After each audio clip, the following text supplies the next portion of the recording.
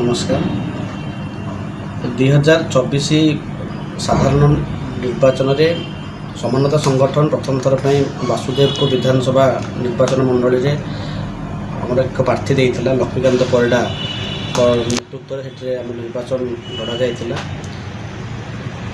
आमर विचारधारा जहाँ समानता संगठन रही तार प्रचार प्रसार करने आम सारा ओडिशा रे आमर संगठन तैयारी करुचु। तो तार प्रचार कर एक तरीका एक माध्यम थिला ए निर्वाचन में अंशग्रहण करवा। आम जानी जो भाया भाव में टंका पैसा रो मात्राधिक व्यवहार होउची शक्ति प्रदर्शन करा जाउची।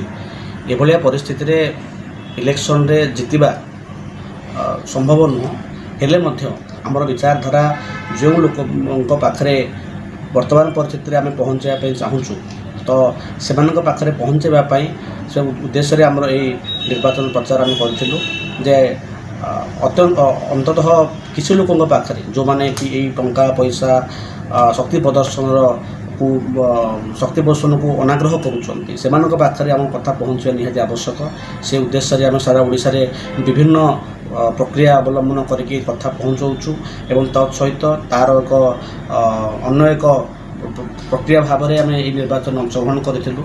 यह आम निजे अनुभव करने एक्चुअली वास्तव में किभली भाव में साधारण लोक मैंने द्वारा यही कथा द्वारा प्रभावित होती भोटर मानक प्रभावित करना अति खुशीर विषय जे कौन प्रकार पैसा खर्च नक केवल मात्र 14,000 टंका खर्च कर आमर जो विचारधारा समानता संगठन अच्छी विचारधारा माने कौन आमर न्याय समस्त को अत्यंत वर्तमान जो इंग्रेज अमलर जो आईन अच्छी जो कार्यपालिका व्यवस्था अच्छी जो न्यायपालिका व्यवस्था अच्छी ताहिरे आमूलचूल परिवर्तन करवा एवं जहाँफल साधारण लोकटे वकिल दलाल एमान हाथ में न पड़े कि अत्यंत सरल भाव में न्याय पाइपर ताहा ये विचारधारा एवं शिक्षार उन्नति कहले केवल कागज पत्र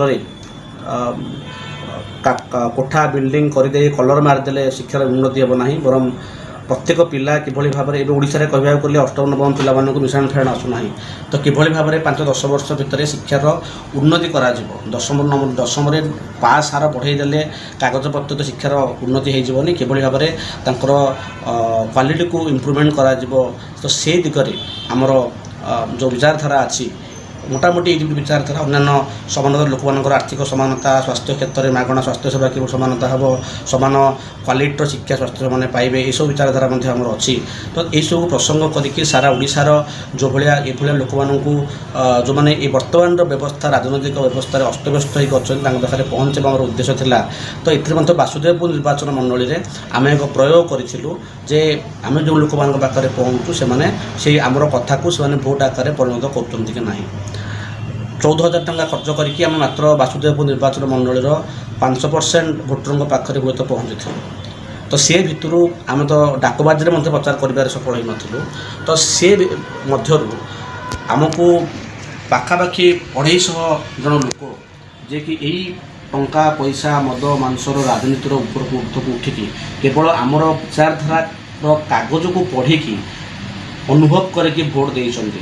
तो ताने जदि आम अनुभव करूँ जे केवल ये कागज खंडिक जदि आमर वासुदेवपुर निर्वाचन मंडल अन्य समस्त 100% भोटर पाखे पहुँची था तो निहत भाव में आम आहरी अधिका भोट आम पाइपर था। तो गोटे नैराश्यजनक वातावरण थिला जे एभली एक विचारधारा बिना शक्ति प्रदर्शन रे राजनीति यही सब एबे आम अनुभव कलु जे नहीं से असंभव नुह गोटे भात हांडी गोटे भात चिपुड़े जहाँ पूरा 100 जाकर भात ताहा तो ओडिशा रे एभली एक राजनीति संभव एवं आमर तेणु जो मैंने विभिन्न स्तर में यही आमर वार्ता को प्रचार प्रसार करुँच तो से उद्देश्य मुझे कहूँ चाहूँगी समानता संगठन सभापति हिसाब से आगामी दिन में आमर ये विचारधारा समानता विचारधारा ओडिशा राजनीति रे एक बड़ भूमिका नेबाकू जाउछि।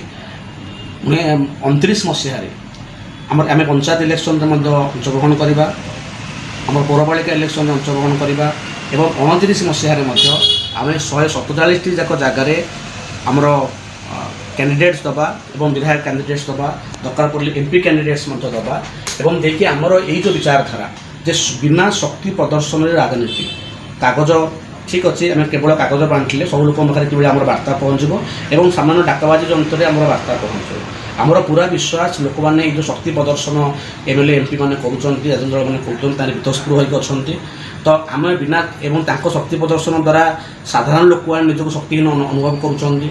ତ ଆମେ ବିନା ଶକ୍ତି ପ୍ରଦର୍ଶନରେ ସାଧାରଣ ଲୋକ ହୋଇ ଇଲେକ୍ସନ୍ ଲଢ଼ିଲେ ଲୋକମାନେ ନିହାତି ଖୁସି ହେବେ। ଏଥିପାଇଁ ହୁଏତ କିଛିଟା ସମୟ ଦରକାର, ଧୈର୍ଯ୍ୟ ଦରକାର।